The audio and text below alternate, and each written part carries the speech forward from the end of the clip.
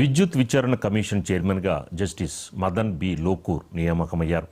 Justice Narasimha Reddy స్థానంలో justice Lokur ఎంపిక చేశారు. సుప్రీంకోర్టు సూచనలతో కొత్త చైర్మన్ని రాష్ట్ర ప్రభుత్వం నియమించింది. విద్యుత్ ఒప్పందాలపై జస్టిస్ లోకూర్ విచారణ జరపనున్నారు. గతంలో సుప్రీంకోర్టు న్యాయమూర్తిగా పనిచేసిన లోకూర్ 2011లో ఏపీ హైకోర్టు సీజేగా పనిచేశారు.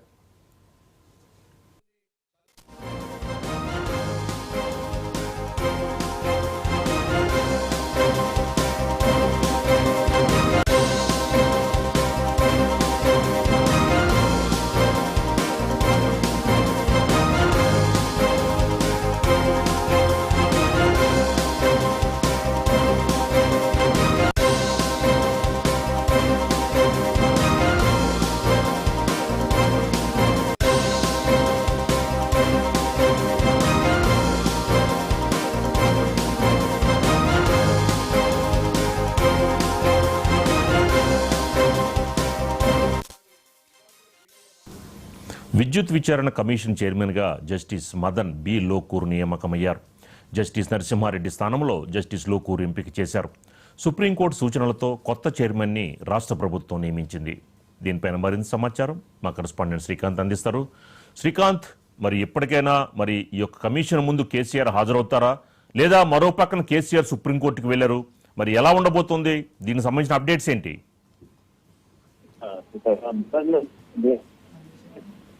కోర్టు వస్తుంది. కమిషన్ రద్దు చేయాలని చెప్పి హైకోర్టుకు వెళ్ళింది. అయితే హైకోర్టు దాన్ని పిటిషన్ తిరస్కరించింది. ఈ నేపథ్యంలోనే సుప్రీంకోర్టు వెళ్ళింది. అయితే అభ్యంతరాలు కమిషన్ రద్దు చేయడానికి వెళ్ళి అభ్యంతరాలు నిలుపుకొని కూడా చైర్మన్ ఎవరైతే ఉన్నారో గతంలో పనిచేసినట్టు నిర్ణయించినట్టు ఏకపక్షంగా వ్యవహరిస్తున్నారు, రాజకీయ పక్షులు భాగంగా వ్యవహరిస్తున్నారు అని చెప్పి వాదించిన నేపథ్యంలో ఎవరైతే రికార్డ్ చేసిందో మార్చి చైర్మన్ మార్చాలని చెప్పి ప్రభుత్వం కొత్త చైర్మన్ గా ప్రదేశ్ లో ప్రధాన న్యాయమూర్తిగా పనిచేశారు. ఢిల్లీ, గోవాలో కూడా ప్రధాన న్యాయమూర్తిగా పనిచేశారు. సుప్రీంకోర్టు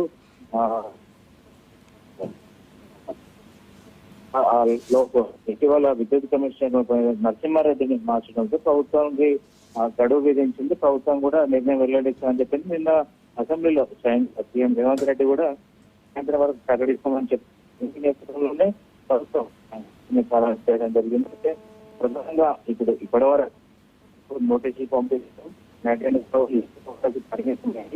అయితే దాన్ని లేఖలు ఇవ్వాలని చెప్పింది. ఇప్పటికే విద్యుత్ కమిషన్ కి సంబంధించి దాదాపు ఇంక్వైరీ పూర్తయిన నేపథ్యంలో ఎక్కడైతే స్టాప్ అయిందో అక్కడ నుంచి కొనసాగించాలని చెప్పి సుప్రీంకోర్టు కూడా చెప్పిన నేపథ్యంలో అక్కడ నుండి ప్రాసెస్ కొనసాగే అవకాశం ఉంది. ఎందుకంటే టెక్నికల్ గా ఉన్నటువంటి నేపథ్యంలో విద్యుత్ కమిషన్ తదుపరి స్టెప్ ఏదైతే వస్తుందో వచ్చిన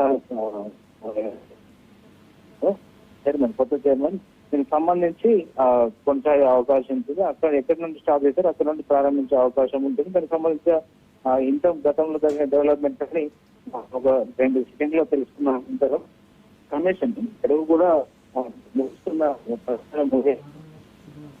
కాళేశ్వరం కమిషన్ పొడిగించినట్టుగా ఆగస్టు 31 వరకు పొడిగించే ఆశయం తెలుస్తుంది.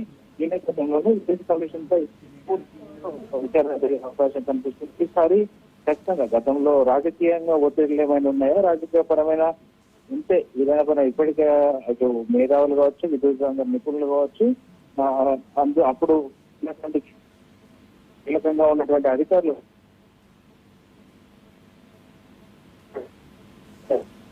ఈ నేపథ్యంలోనే విద్యుత్ శాఖ మంత్రి జగదీష్ రెడ్డి కావచ్చు, సీఎం కేసీఆర్ కావచ్చు, ఈ పేరు చెప్పిన నేపథ్యంలో వారికి కూడా నోటీసులు పంపించిన నేపథ్యం ఉంది.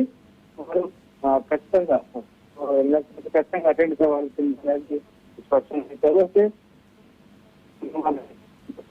కమిషన్ మొదటి నుంచి కమిషన్ వ్యతిరేక వస్తున్న బీఆర్ఎస్ పార్టీకి కొత్త చైర్మన్ వస్తున్న నేపథ్యంలో దీనికి సంబంధించి ఖచ్చితంగా విచారణ ఎదుర్కోవాల్సిన పరిస్థితి ఏర్పడిందని చెప్పవచ్చు. ఇది కోర్టు కూడా కమిషన్ అయితే తప్పుపట్టలేదు, ఖచ్చితంగా విచారణ ఎదుర్కొంటున్నదిగా. Right, thank you Srikanth.